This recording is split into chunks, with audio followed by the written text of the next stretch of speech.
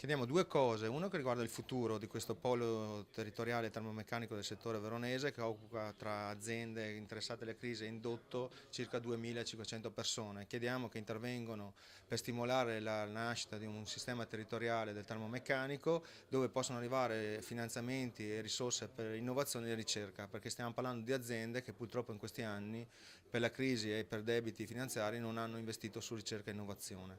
L'altra cosa è di chiedere alle imprese perché attraverso il taglio degli stipendi loro pensano di rilanciare l'azienda. Secondo noi è una cosa che non è condivisibile, l'azienda si rilancia solamente sull'innovazione, la ricerca e sviluppo e non tagliando gli stipendi dei lavoratori. Starà a noi fare tutto quello che possiamo fare come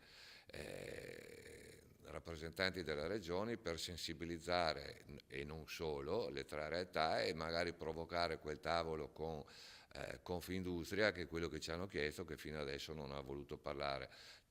Mi è sembrata grande disponibilità da parte dei sindacati di trovare una soluzione in considerazione proprio del momento difficile e particolare che stiamo tutti vivendo, e quindi ci daremo da fare, mi darò da fare anche personalmente con i colleghi che sono in giunta per cercare di trovare una soluzione a questo che purtroppo è uno dei tanti problemi che colpisce il Veneto di oggi. La possibilità c'è, anche perché riguarda non solo quei 2000 lavoratori e quelle tre importanti aziende, non riguarda solo l'indotto e altre migliaia di lavoratori, ma riguarda un intero territorio che rischia un impoverimento.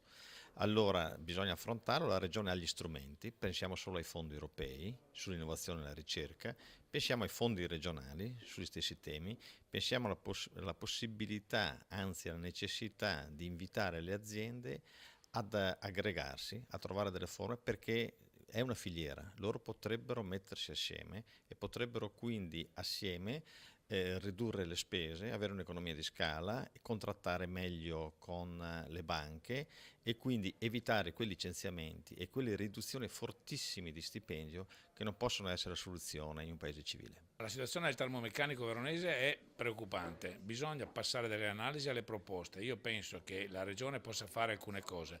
La prima è agire sulle imprese perché sospendano i provvedimenti unilaterali che rischiano di accendere il clima e non favorire la trattativa. Secondo, la Regione può agire attraverso il governo sulle banche perché allentino la pressione finanziaria.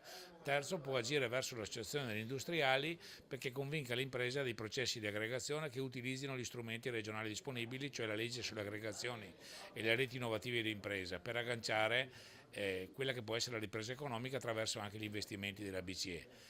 La quarta cosa che si deve fare assolutamente è non perdere l'occupazione, quindi usare i contratti di solidarietà e tenere assieme tutte queste forze. La Regione può agire, deve agire, perché il termomeccanico a Verona rappresenta una punta di eccellenza.